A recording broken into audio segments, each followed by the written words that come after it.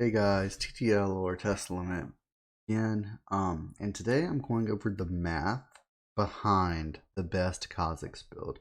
And I'm calling it the best Kha'Zix build. It's the build I do every single game. And it's just the mathematically correct Kha'Zix build.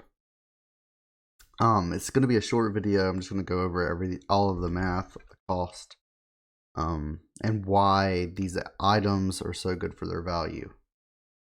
So first off, the build is Prowler's Claw. You get your boots, you get Tear of the Goddess, you get your Serpent's Fang. After Serpent's Fang, you finish your Manamune, and then you go into a Serelda's Grudge. After Serelda's Grudge, that would be 5 items if you include boots. For your last item, you can get a Eon, which is an Edge of Night. You can get GA, Black Cleaver, anything that's like gonna keep you alive pretty much. Because with these items, you're gonna have enough damage that you're gonna be able to do whatever you want to do. So why do I go Prowler's Claw over Duskblade? So Prowlers and Duskblade both give, I have them switched down here, but you know, this is Prowlers, this is Prowlers and Duskblade both give 60 attack damage. Duskblade gives 18 lethality, while Prowlers gives 21 lethality, which is 3 extra. They give the same ability haste. And then the active of Prowlers, when you use it, it shoots you through them, and it deals 100 plus 30% bonus attack damage, and it increases your next damage by 15% for 3 seconds. While Duskblade, the first auto attack slows, and it deals an additional 65 damage plus 25% bonus AD. That's already 35 less with 5% bonus AD less. But you go invisible if you get a kill. Now, I prefer playing the playstyle of Kha'Zix, where I go R-Evolve first. If you're going R-Evolve first, you're using your R to initiate anyways. So, I mean, you really don't need the invisibility per se from Duskblade. Now, it does proc your passive and it gives you the slow and things like that. But if we're just looking to one-shot the squishies, which is what I make my goal when I'm playing Kha'Zix, one-shot their carry, Prowlers is going to allow me to do that a lot more than Duskblade, because I have the 3 extra lethality, I have the extra damage on the active rather than Duskblade's passive doing less, and it's just an overall better item. Now, if I'm playing around and I'm going Q Evolve, yeah, I'll go Duskblade sometimes. And I didn't add it in the math right here, but Prowlers, because they are mythic items, they affect all your other items. Duskblade gives you +5 ability haste on your other items. Prowlers gives you +5 lethality. So the more you're getting into your build, you're getting even more lethality if you go Prowlers. Why do I go Serpent's Fang, Manamune, and Serelda's? So just looking at the items, Serpent's Fang costs 2600, and it gives you 55 attack damage, 18 lethality, and if you deal damage, it reduces any shields by 50%. Manamune is 35 attack damage, 15 ability haste, 860 mana, and it grants a bonus AD of 2.5% of your maximum mana.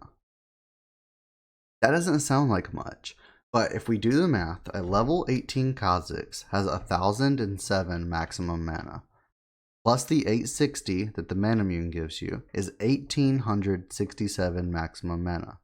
2.5% of that is 46.6 extra attack damage. You average that up to 47, and then 47 plus the base 35 is 82 attack damage. Now keep in mind, Infinity Edge, which is the highest attack damage item in the entire game, gives 75 attack damage.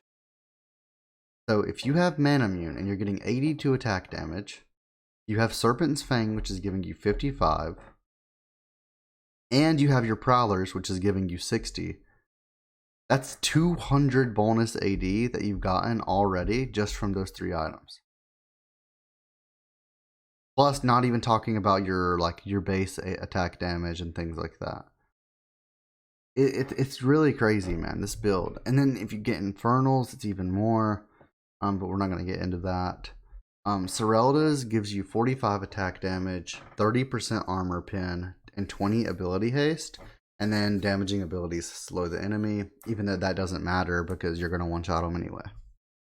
And just like to look at the value of these items compared to other items, for example, I have Yumu's over here, which is 60 attack damage, 18 lethality, and it costs 3,000. Let's compare that to Serpent's Fang, which is 5 less AD, the same lethality, and it reduces shields by 50% for 400 less gold. If they even have one shield, that's worth it. Even if they just have one mountain dragon, if they have not one mountain dragon, but if they have mountain soul, Serpent's Fang is worth it. If they have anything, any type of shield at all, even just a shield bow, one person getting shield bow, that makes Serpent's Fang better than Yumu's, and it's 400 less gold. The item is just insane with value, and I recommend trying it out. If we look at Collector, that gives the same AD as Serpent's Fang.